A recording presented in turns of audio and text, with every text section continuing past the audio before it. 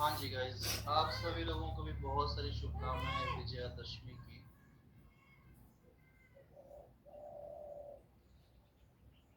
आज हो गया 5 अक्टूबर और आज से आप लोगों का नया कोर्स स्टार्ट हो रहा है। Course on oceanography unit 3। बढ़िया बढ़िया बढ़िया, मैं भी बढ़िया रहा। 2 3 4 दिनों की छुट्टी थी आप लोगों की यहाँ पर, बट आज दोपहर की क्लास स्टार्ट हो गया है। नॉन स्टॉप चलेगा क्लास आप लोग का एग्जाम तक, एग्जाम के बाद। ठीक है, चलो अच्छे हो आप लोग। घूमने नहीं गए? 10-18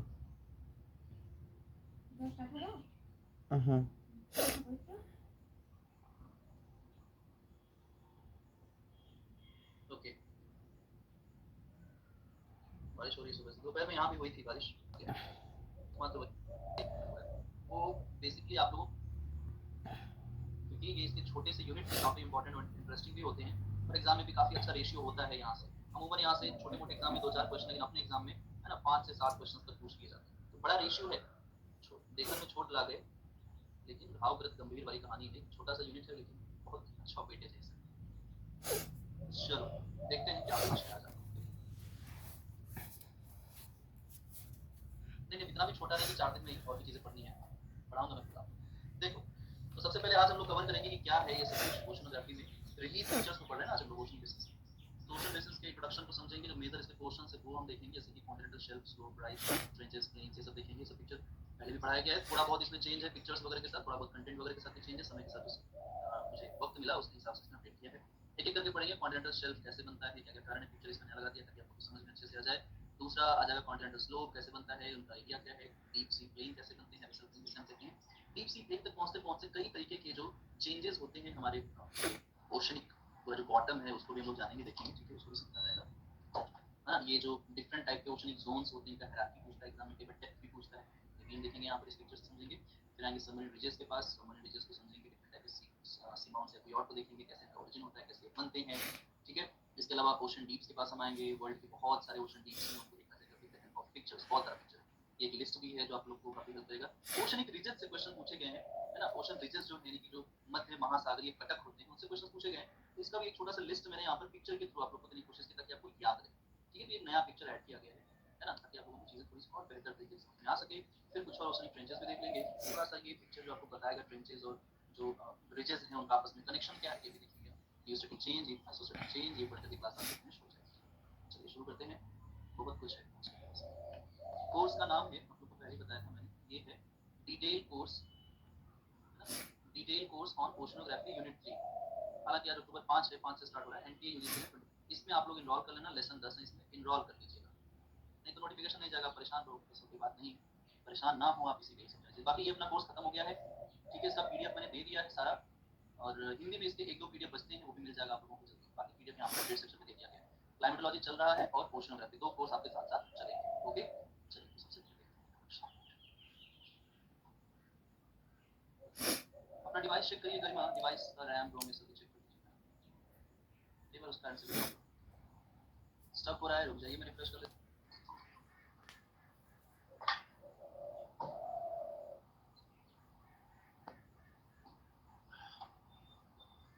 और बाकी आप लोग का दुर्गा पूजा बढ़िया बीता? आज तो कल तो समाप्ति हो जाएगा। पढ़ने को बहुत समय पढ़ तो लिया, कितना पढ़ना है आपको, आपको एग्जाम की तैयारी। कौन सा कोर्स? ये वाला कोर्स खत्म हो जाएगा मुझे लगता है, दिसंबर के पहले पहले सब खत्म हो जाएगा। कुछ कोर्सेज में कुछ चीजें जो हैं वो रिपीट नहीं करूंगा, अगर एग्जाम पहले पहले रिपीट भी खत्म हो तो दिन पहले।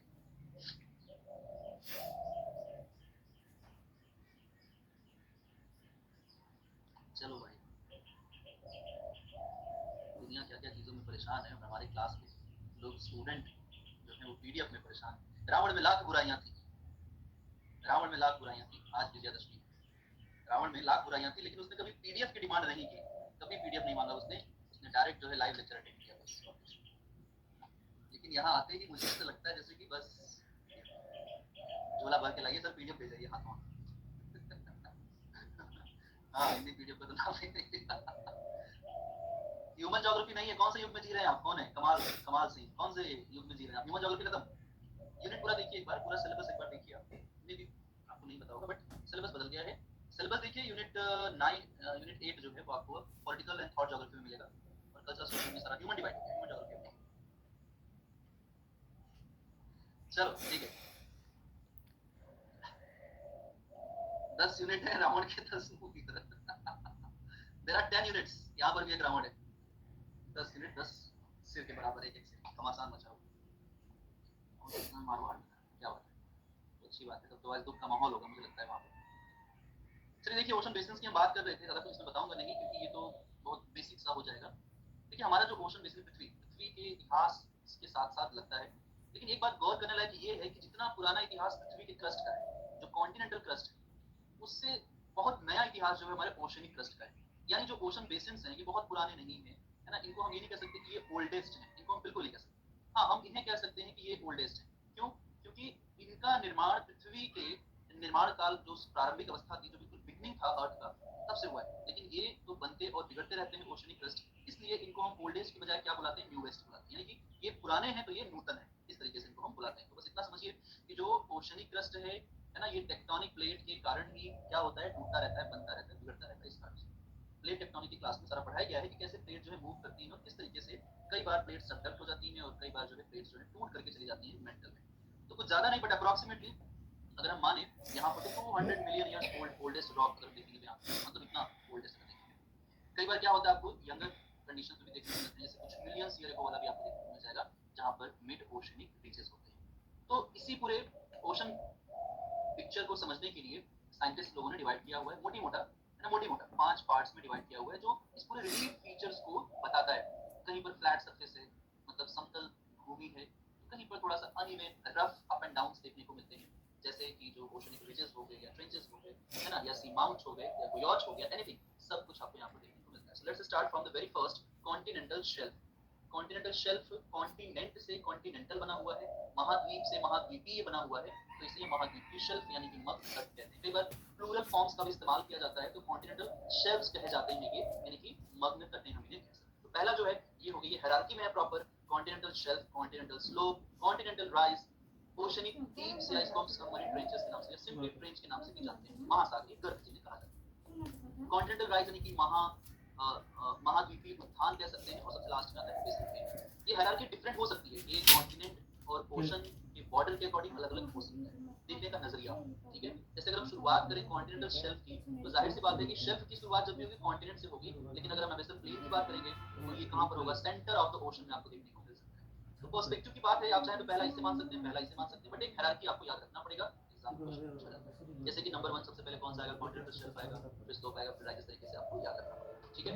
ये कुछ पिक्चर है, सबसे पहले आप यहाँ पर देखेंगे कॉन्टिनेंटल शेल्फ आएगा, जैसे ही हम एंटर करते हैं ओशंस में, सबसे पहला जो लेवल है वो यही देखने को मिलता है। आप सभी लोग, जितने भी लोग पहले मतलब अभी नए नए स्टूडेंट हैं, ध्यान रखिएगा, मैं अब पहले से फास्ट पढ़ाता हूँ, पहले मैं बहुत स्लो पढ़ाता था, कुछ लोग कहते थे कि मैं बहुत स्लो पढ़ाता हूँ, लेकिन अब पहले से मैं थोड़ा सा स्पीड अप होकर पढ़ाता हूँ, क्योंकि कंटेंट पहले मेरे बहुत कम होते, अब मेरे कंटेंट धीरे धीरे बड़े हो रहे हैं, मैं बहुत सारी चीज़ें उसमें इंक्लूड कर रहा हूँ, थोड़ा सा फास्ट रहूँगा कि बहुत सारी चीज़ कवर करनी है, but in the mean time आपके हाथ में पेन और आपका कॉपी होना चाहिए, कुछ कुछ चीज़ें नोट करते चलिएगा। ऐसा नहीं है कि एक छोटे से बच्चे की तरफ बुक लेकर के बैठ गए, टीचर पढ़ा दिया, पढ़ करके चले गए, क्या पढ़े क्या लिखे कुछ पता नहीं, 1.5 घंटे 2 घंटे क्लास में, ऐसा नहीं करना है, नहीं तो आपकी जो पढ़ाई आने वाले एग्जाम के लिए वो अधूरी रह जाएगी, इस बात ध्यान रखिएगा। तो सबसे पहले मैं यहाँ पर बता रहा था कि कॉन्टिनेंटल शेल्फ होगा नंबर 1 के बाद हायरार्की पूछता है, क्रम पूछता है, ठीक है, फिर स्लोप हो जाएगा, फिर कॉन्टिनेंटल राइज हो जाएगा, ये सारे लोकेशंस हैं, मुझे बता सकते हैं इसको राइज क्यों कहते हैं। अगर हम ऊपर से नीचे की तरफ आए तो ये डाउन टू द बॉटम जा रहा है, बट अगर हम इधर से ऊपर की तरफ आए तो समुद्र का जो तल है वो यहाँ से बढ़ना शुरू होता है, इसलिए इसको कॉन्टिनेंटल राइज कहते हैं। देन आपका continental slope, then shelf, abyssal plain आएगा जस्ट आफ्टर। इन दोनों के बीच में कई बार ट्रेन्स आ जाते हैं, तो ट्रेन्स भी हम देख लेते हैं, जैसे कि पैसिफिक ओशन का जो ईस्टर्न कोस्ट हम देखें वहाँ पर ट्रेंच आपको मिलेगा, ठीक है।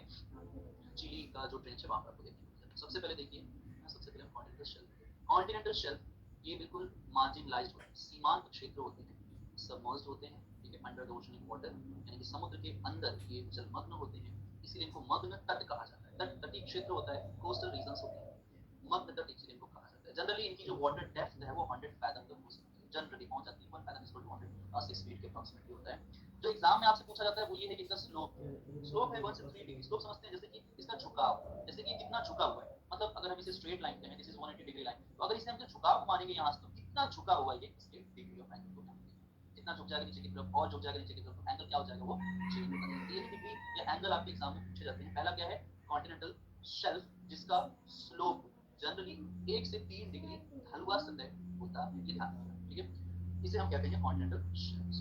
अब ये क्या है, इसकी खासियत क्या है, थोड़ा सा देख लेते हैं, क्योंकि सबसे ज्यादा क्वेश्चंस यही से पूछे गए, ठीक है।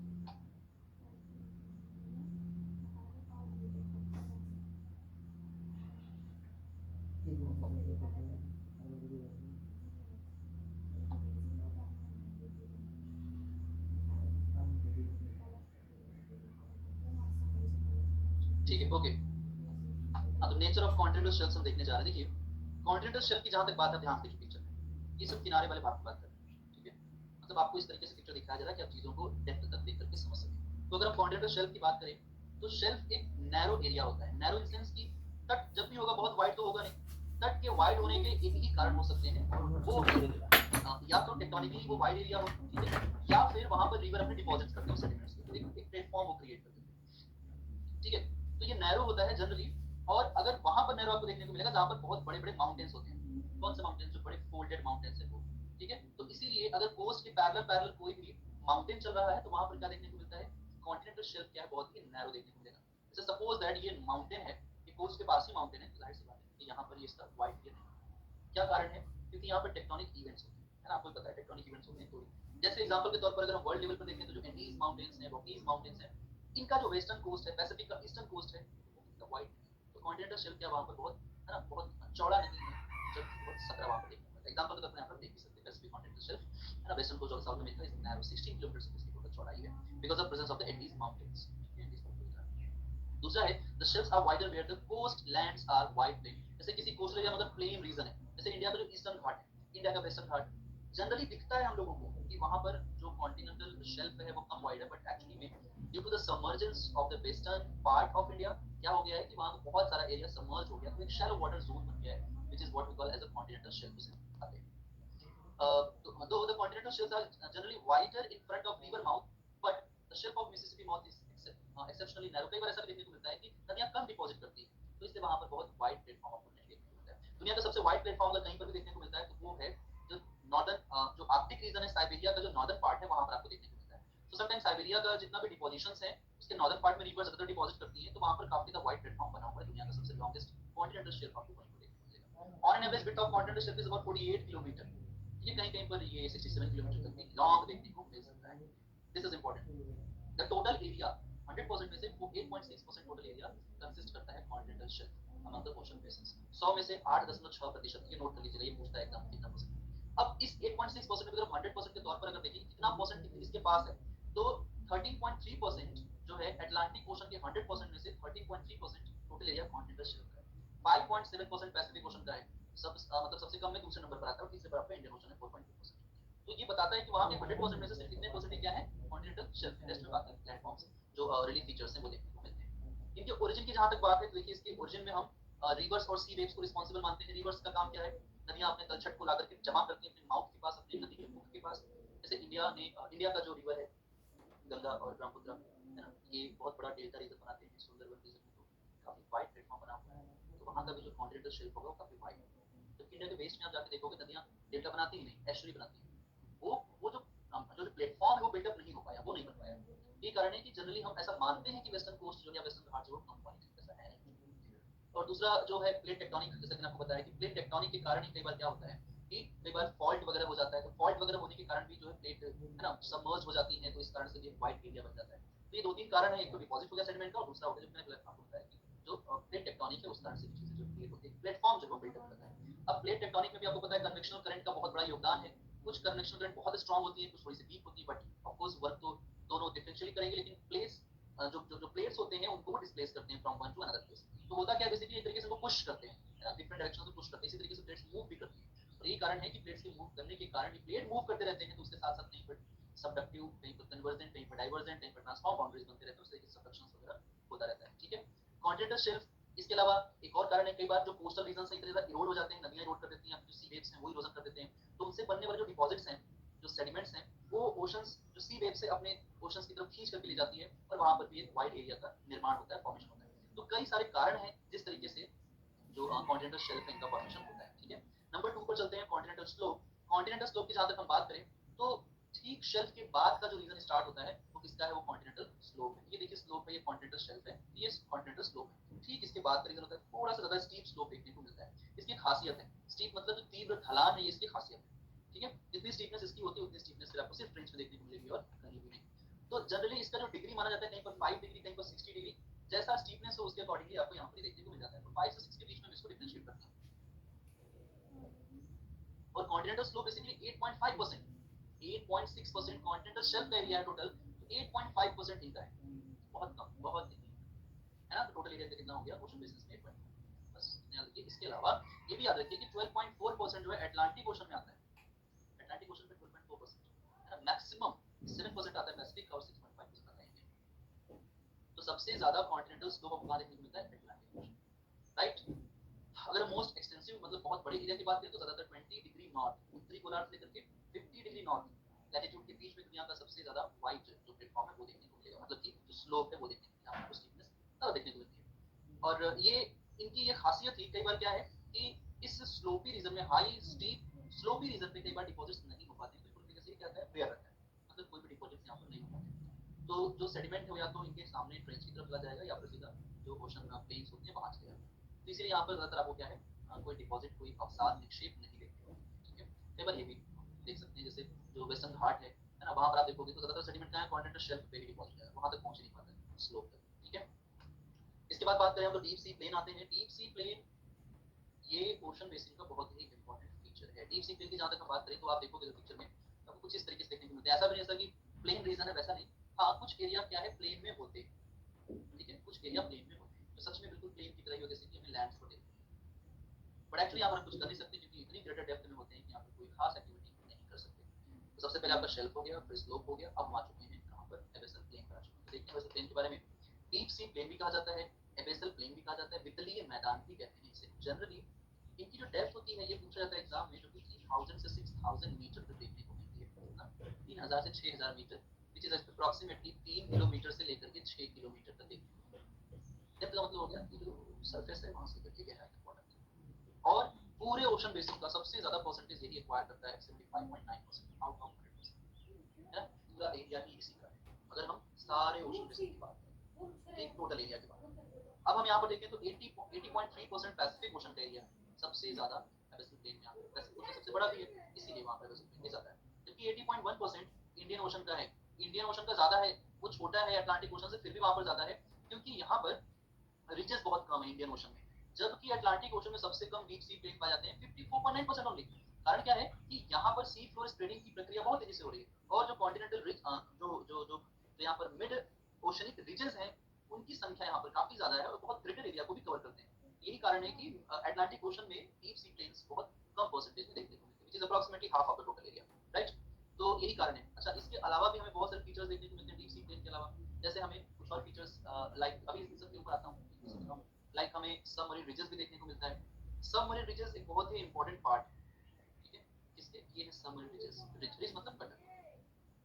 कटक क्या है, एक उत्थित भूखंड, उठा हुआ भूखंड, जैसे अपने आसपास कोई प्लेन हो, थोड़ा सा अपलिफ्टेड पार्ट हो जाए तो उसे हम कटक कहते हैं, जो दिखने में माउंटेन की तरह होता है बट एक्चुअली उस हाइट का नहीं होता, लेकिन ये दिखने में बिल्कुल माउंटेन की तरह होगा। जैसे हम लैंड पर देखते हैं ना माउंटेन, जैसे हिमालय है, अरावली है, एल्ब्रस हो गया, ये सब पूरा हो गया, वेस्टर्न घाट, ईस्टर्न घाट, कोई भी देखो, हालांकि वेस्टर्न घाट माउंटेन नहीं बट फिर भी उसे दिखाते हैं एग्जाम्पल के तौर।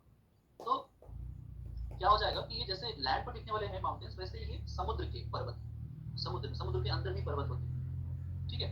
तो इन्हें हम कहते हैं सबमरीन रिजेस कहते हैं, ठीक है। तो सबमरीन रिजेस जो एक बहुत ही स्पेशल फीचर है ओशनिक माउंटेन्स के फॉर्म में, है ना। ये एक लीनियर बेल्ट की तरह भी होते हैं, कई बार बहुत ही लीनियर होंगे, कई बार ये लीनियर होते हुए भी कई जगहों पर ये ब्रेक डाउन हो जाते हैं, ठीक है, फ्रैक्चर के फॉर्म में। ये डिसकंटिन्यू भी वहां पर आपको फील होता है, वो देखने को मिलेगा।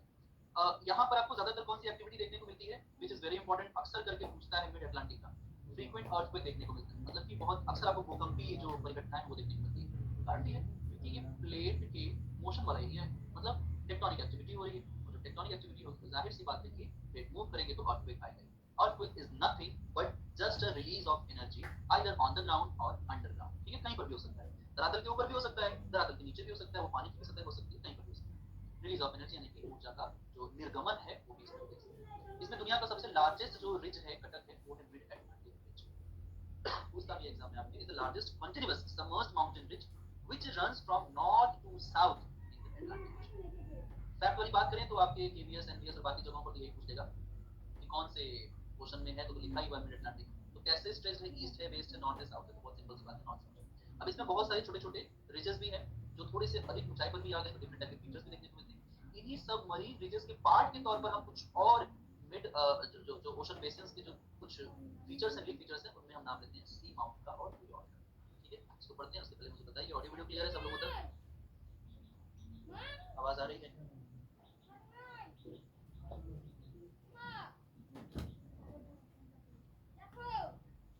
हाँ,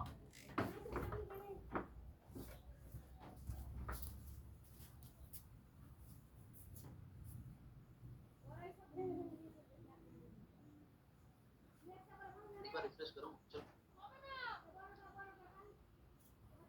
ओके, हो गया। अब बताइए क्लियर है? এখন তো হবো नहीं प्लेन में এই কেন পাগল ছিলে सिलेबस चेंज हुआ था 2019 में, उसकी बात कर रहा हूं। डोंट वरी, आपको सिलेबस के साथ भी सिलेबस के बाद भी सारी कंटेंट यहां पर मिलती हैं academic. Don't worry, I was asking for এখন তো ডাল হইছে ये सिलेबस। हम क्या पूछ रहे थे कि रिजेस कहां मिलेंगे, प्लेन में कि कहां? तो रिजेस का कोई अपना अता पता लापता वाला कंडीशन है, कहीं भी हो सकता है, कहीं भी हो सकता है। जो रिजेस हैं, जैसे मान लीजिए जहां पर प्लेट दूर जाएंगे ना एक दूसरे से बंद करते हैं, सबसे पहली कंडीशन ये है। लेकिन ऐसा नहीं कि दूर जाए, कई बार ऐसा भी होता है कि प्लेट एक दूसरे से रगड़ खाते हुए, लाइक ट्रांसफॉर्म बाउंड्रीज, वहां पर रिजेस बन जाते हैं, जैसे सैन एंड्रेस ब्रिज में। क्यों? क्योंकि वो ट्रांसफॉर्म बाउंड्री वहां पर है।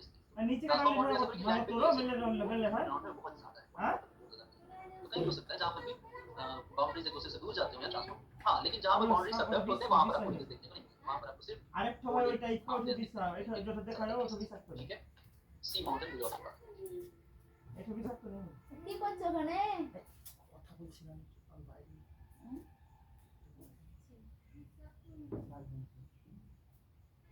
এক খেপা ডাল ভেঙে নিল।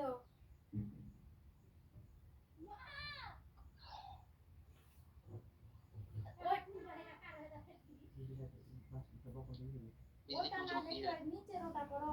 ওই ওই बिजली ऐसे ডালটা। चमकती है। आप भी बिजली हो जाओ, आप भी चमकती लोगों की तरह। कहिए तो आपका नाम बिजली रख दिया जाए।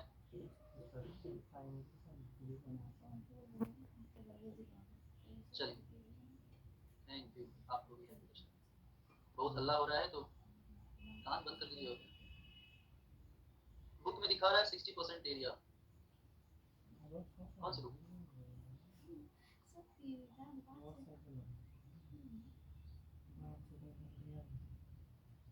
वो आगे जावे মানে आकाश रोहित जी जाकर के टाइटल देख लीजिए, जाकर के टाइटल देख लीजिए एक बार, ठीक है? इस कोर्स में क्या पढ़ाएंगे, उस कोर्स में क्या पढ़ाएंगे, बस सेशंस को देख लीजिए, आप ब्रीफ कर लीजिए, आपको समझ में आ जाएगा।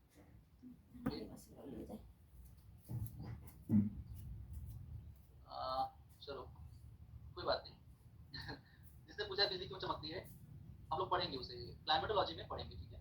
वो एक हैजार्ड है, उसको बताऊंगा मैं। बेसिकली एटमॉस्फेयर में जो positive and negatively charge particles होते हैं ना, वो आपस में रिएक्ट करते हैं। आवेशित कण, विद्युत आवेशित कण होते हैं।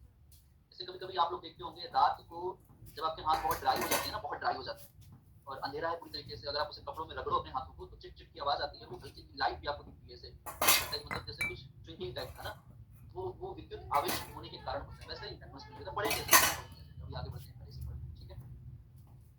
कुछ लोग का नेटवर्क गड़बड़ है, दुरुस्त करिए उसे। अरे तो 5G आ गया,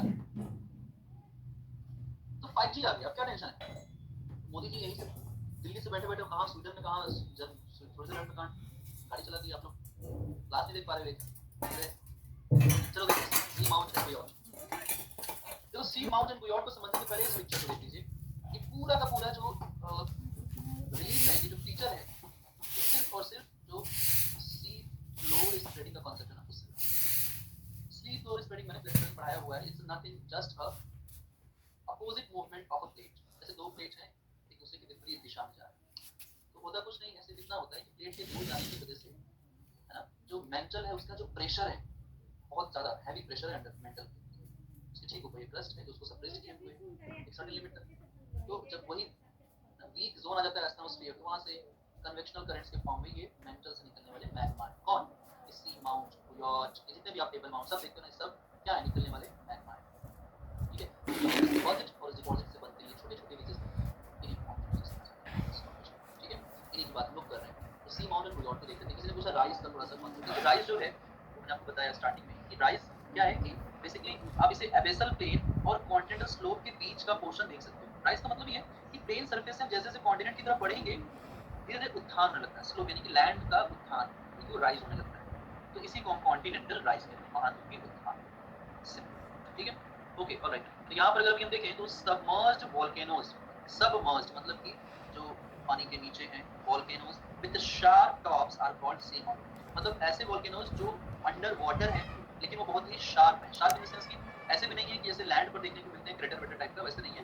थोड़ा सा नुकीला आप कह सकते हैं, दूर से देखने को लगते हैं, थोड़ा सा शार्प का जो शीर्ष होता है। Sometimes they rise above the sea, कई बार वो सबमर्ज्ड होते हैं, लेकिन जब इतना ज्यादा वोल्केनिज्म होने लगता है तो वो सी सरफेस से ऊपर की तरफ अपीयर हो जाते हैं, तो उन्हें हम आइसोलेटेड आइलैंड्स के तौर पर देखते हैं, है ना। जैसे ये क्या हो गया, ये सारा अगर हम देखें तो ये सब क्या आपका सी माउंट है ना, ये सब सी माउंट, ये सब सी माउंट, लेकिन जो ऊपर चला गया इसके, ये क्या हो गया, आइलैंड।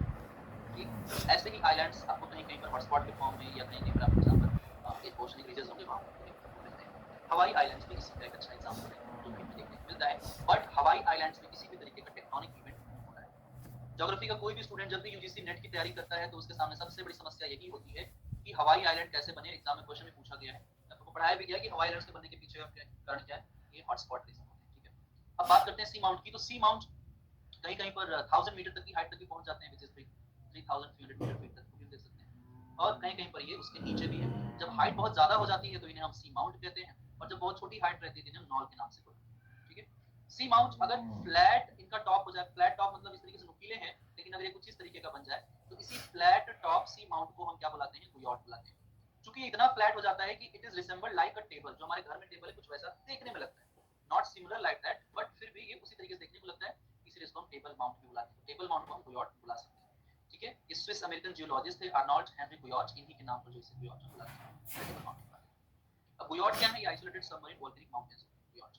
इनके बनने के पीछे का कारण क्या है, जो वोल्केनिक इरप्शन है, इंसेंस जो मेंटल से निकलने वाला मैग्मा है जो लवा के फॉर्म में क्रस्ट पर, ओशनिक क्रस्ट पर अपीयर होता है, इस तरीके से वहां पर ये फ्लैट समिट्स भी बनते हैं। फ्लैट कैसे हो जाता है, तो उसका कारण ये है कई बार जो है जो ओशनिक वेव्स होती हैं वो इनका इरोजन करती हैं, और उसी इरोजन से क्या होता है, इनका अपर सरफेस क्या होता है, रिमूव हो जाता है ना। तो guyots originate as a volcanic islands as a shallow crest of mid oceanic region. जैसे जैसे ये ऊपर की तरफ उठते हैं ये बढ़ते जाते हैं। अब चूंकि जैसे ऊपर जाते हैं तो इरोजन के कारण, चूंकि बहुत नए बने हुए होते हैं, जियोलॉजिकली इनका फॉर्मेशन बहुत रिसेंट होता है, काफी सॉफ्ट होते हैं। इग्नियस रॉक वैसे भी काफी सॉफ्ट होता है, आपने पढ़ा हुआ है। तो सॉफ्ट इन नेचर होने के कारण इनका इरोजन बहुत ही आसानी से हो जाता है, इसलिए इनको क्या कहते हैं, टेबल माउंट कहते हैं। ठीक है, अब ये इनका ऐसा पिक्चर है जो आपको समझ में आएगा। हम इन्हें रिलेट कर सकते हैं कि इसी तरीके से कोरल रीफ का भी फॉर्मेशन होता है। जैसे कई बार कोरल रीफ अगर चारों तरफ एक आइलैंड के चारों तरफ बन जाए है ना, फिर वो सबमर्ज होने लगे, सिंक करने लगे, तो उसी तरीके से कोरल रीफ भी खत्म होते हैं। जैसे जैसे ये बनता है वैसे वैसे रीफ भी डेवलप होते हैं, जब ये खत्म हो जाता है तो उसके बाद समाप्त हो जाता है, जो कोरल रीफ का लाइफ होता है वो भी खत्म हो जाता है। ठीक है, ये हो गया आपका। अभी हम लोग इसके ऊपर आएंगे, थोड़ा सा देखेंगे। उसके पहले देख लेते हैं थोड़ा सा ओशन डीप्स को हम। चौथा पोर्शन है, चौथा पॉइंट है ocean deeps representing depressions and trenches. Depression मतलब होता है गर्त, ट्रेंच का मतलब भी वही गर्त ही होता है, लेकिन सिंस डिप्रेशंस थोड़े से शैलोअर होते हैं, मतलब कम गहरे होते हैं, और ट्रेंचेस बहुत डीप, बहुत गहराई में होते हैं। ठीक है, on the ocean floors are the deepest zone of the ocean basin. दुनिया का सबसे डीपेस्ट जोन अगर कहीं पर है तो मेरियाना ट्रेंच है। इतना गहरा है, इतना गहरा है कि वो 11.02 किलोमीटर गहरा है। इतना गहराई अभी तक अर्थ के अंदर कहीं पर भी नहीं देखने को मिला है जो वहां। ठीक है, जरूर नोट कर लीजिएगा, हालांकि आगे भी हम लोग पढ़ेंगे। तो ये जो ओशन बेसिन में बनने वाले ट्रेंच हैं, इनके पीछे कई कारण हैं। जैसे कई बार क्या होता है कि अगर कहीं पर कोई माउंटेन है, कॉन्टिनेंटल माउंटेन है, और वहां पर ओशनिक जो प्लेट है, तो ओशनिक प्लेट थोड़ी हैवी हो जाती है, क्योंकि ओशनिक क्रस्ट हैवियर मेटल से बना हुआ होता है, वो सबडक्ट करता है नीचे की तरफ। जब वो सबडक्ट कर रहा होता है तभी एक गैप क्रिएट होता है, इसी गैप के कारण यहाँ पर ट्रेंचेस का फॉर्मेशन हमें देखने को मिलता है।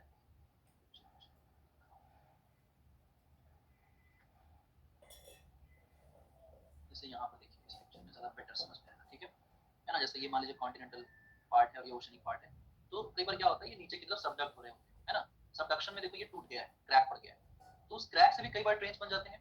और कई बार सबडक्शन जो है वो एकदम से अचानक अंदर की तरफ ही होता है, तो उस कारण से भी क्या होता है, ट्रेंच का फॉर्मेशन होता है। जैसे जैसे मान लीजिए आपने एक लकड़ी ली, उसको आपने तोड़ दिया, ठीक है, अब आप उसे जोड़ने की कोशिश करिए तो भी आपको एक वहां पर लकीर देखने को मिलती है, गैप।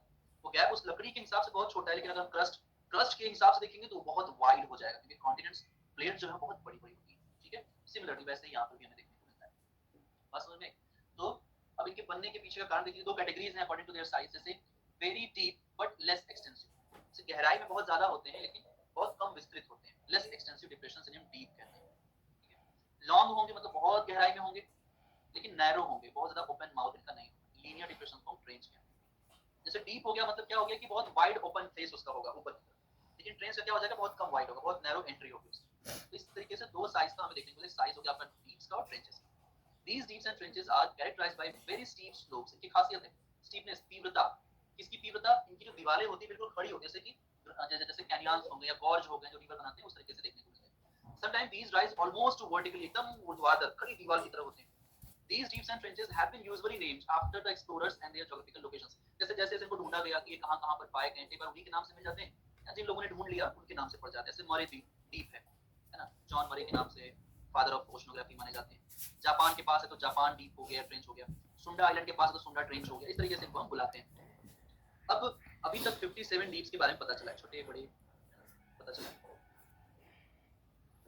और पैसिफिक ओशन में, अटलांटिक ओशन में, इंडियन ओशन में पैसिफिक के पास सबसे ज्यादा है, मैक्सिमम नंबर। उसके बाद आता है अटलांटिक, फिर उसके बाद आता है इंडियन ओशन, सबसे कम डीप्स यहाँ पर है। तो इन सभी में सबसे बड़ा जो है वो मेरियाना ट्रेंच है। Mariana west of the Philippines, Philippines country है, उसको वेस्ट में रीजन। नॉर्थ पैसिफिक ओशन में, कहां पर? इसका एग्जैक्ट लोकेशन नोट कर लीजिए, एग्जैक्ट लोकेशन पूछता है एग्जाम में। नॉर्थ पैसिफिक फिलीपींस के वेस्ट में है, ठीक है। Is the deepest 11.02 kilometre. Mount Everest से भी लगभग कितना हो गया, लगभग 3 किलोमीटर और गहरा, क्योंकि 8,848 लगभग 9,000, मतलब 9 किलोमीटर 9 किलोमीटर हो गया, 9 इतना गहरा है ये। स्टिल अभी तक हम वहां नहीं पहुंच पाए। क्यों? क्योंकि इतनी गहराई में वाटर का प्रेशर इतना ज्यादा होता है कि अभी तक कोई धातु नहीं बनी है, कोई मशीन नहीं बनी है, कोई ऐसा मरीन सबमरीन नहीं बना है जो उस प्रेशर को होल्ड कर सके। ठीक है, अगर कहते हैं अगर आप वहां तक चले जाओ, अगर आप 5 किलोमीटर भी अंदर चले गए, तो जैसे आप बॉटल को पानी पीने के बाद ऐसे क्रश कर देते हो ना, ऐसे क्रश कर देते हो पानी पीने के बाद बॉटल को, वैसे ही वो वाटर आपकी जो मशीन है उसको क्रश करती है, इतना प्रेशर, क्योंकि हैवी वाटर है बहुत ज्यादा, इसलिए हाई सलाइन होने के कारण। ये नोट कर लिया, लास्ट लाइन आपके लिए बहुत बहुत इंपॉर्टेंट है। ठीक है, ये कुछ ट्रेंचेस हैं, जैसे जैसे आप देखो यहाँ पर, तो ये आपका प्यूर्टो रिको ट्रेंच है, ये आपके अटलांटिक ओशन का सबसे डीपेस्ट है। राइट, अभी देखते हैं सबसे पहले कुछ नाम पढ़ लेते हैं, यहाँ पर इंपॉर्टेंट भी है। जैसे देखो चैलेंजर हो गया, मेरियाना हो गया, western Pacific ocean, western north western कह सकते हैं इसको, आप इसको ना नॉर्थ वेस्टर्न कह लीजिए। एक तो नॉर्थ पैसिफिक में है और अगर लॉन्गिट्यूडली देखिए तो वेस्ट पैसिफिक में। टोंगा को एल्ड्रिच ट्रेंच, ये काफी इंपॉर्टेंट है, पूरा का पूरा स्लाइड आप लोगों के लिए। टोंगा या Aldrich trench south west Pacific ocean में, इसका डेप्थ भी इंपॉर्टेंट है, आ जाता है मैच द फॉलोइंग में, देख लीजिए। Tonga 10,000, second deepest trench on the earth. पहला कौन सा है? पहला है चैलेंजर है, मेरियाना। ठीक है, फिर क्यूराई जिसे हम चक्कर भी कहते हैं, नॉर्थ वेस्ट पैसिफिक में 10,542 है। स्वेर फिलीपाइन ट्रेंच भी इसे हम कहते हैं, नॉर्थ वेस्ट पैसिफिक ओशन में 10,405 मीटर की डेप्थ है। कर्माडेक ट्रेंच है, ये भी पैसिफिक ओशन में है, साउथ वेस्ट पैसिफिक में 10,000। वही जावा सुंडा, ये इंडियन ओशन का सबसे डीपेस्ट है। पैसिफिक ओशन का सबसे डीपेस्ट कौन है? मेरियाना या चैलेंजर, जबकि इंडियन ओशन का कौन है? सुंडा या जावा, 7,855। अगर आप देखोगे तो जो प्यूर्टो रिको है ये सबसे ज्यादा डीपेस्ट है अटलांटिक का। तीनों ओशन का याद रखिए कौन कौन डीपेस्ट है, ऐसे पूछता है एग्जाम में। तो जो नेरेस या पोर्टो रिको, दोनों इसी को बुलाते हैं, नेरेस या पोर्टो रिको, ये वेस्ट अटलांटिक में है, 8,605 मीटर। जबकि जापान ट्रेंच भी काफी गहरा है, नॉर्थ वेस्ट पैसिफिक ओशन में। शुरू के तो सारे ही मुझे लगता है सब जो है पैसिफिक ओशन। ठीक है, फिर रोमांस ट्रेंच है, लिजार्ड भी इसको बुलाया जाता है, सेंट्रल अटलांटिक ओशन में है। और एल्यूशियन ट्रेंच है नॉर्थ पैसिफिक में, फिर साउथ सैंडविच ट्रेंच है साउथ अटलांटिक ओशन। कुछ इंपॉर्टेंट है, ये सारे इंपॉर्टेंट है, ये उन सारे 57 ट्रेंचेस में से कुछ इंपॉर्टेंट नेम है। राइट, ओके, जैसे नाम देख लीजिए यहाँ पर, रोमांस, लिजार्ड ट्रेंच यहाँ पर देखने को मिलेगा आपको। ठीक है, कुछ इस तरीके से मूव कर रहा है, ये ट्रेंच यहाँ पर बन गया है। राइट, ऐसे ही मिड अटलांटिक जो रिज है, इसके अलावा आपको बहुत सारे रिजेस और बहुत सारे ट्रेंचेस देखने को मिलेंगे। प्यूर्टो रिको ट्रेंच यहाँ पर आपने देखा पहले पिक्चर में, यहाँ पर आपका प्यूर्टो रिको ट्रेंच, ये वाला रीजन, ये आपका हिस्पैनियोला ट्रेंच है, इधर कैरिबियन सी है, इधर मिडिल अमेरिका ट्रेंच हो गया, ये पेरू चाइल्ड ट्रेंच हो गया। तो डिफरेंट वर्ल्ड के ट्रेंचेस हैं कि प्यूर्टो रिको नेरेस ट्रेंच काफी इंपॉर्टेंट है। क्या देखिए यहाँ, ये क्यूबा है, ये पिक्चर यहाँ पर ऐसे दिखाई गई, इसको वर्टिकली दिखाया गया, ये क्यूबा हो गया आपका, फिर बाकी वाला कंट्रीज हो गए। ठीक है, काफी गहरा है। इसमें रीजन्स में हम देख रहे थे जो मिड अटलांटिक रीजन से काफी क्वेश्चंस पूछे जाते हैं, इसको देख लेते हैं एक बार हम लोग। North south extension is the Atlantic ocean में, लगभग ये 10,000 माइल, व्हिच इज 16,000, एक 16,000 किलोमीटर, 16,000 किलोमीटर जो आर्कटिक ओशन से लेकर के है ना, ये अटलांटिक ओशन के साउथ तक पहुंचता है।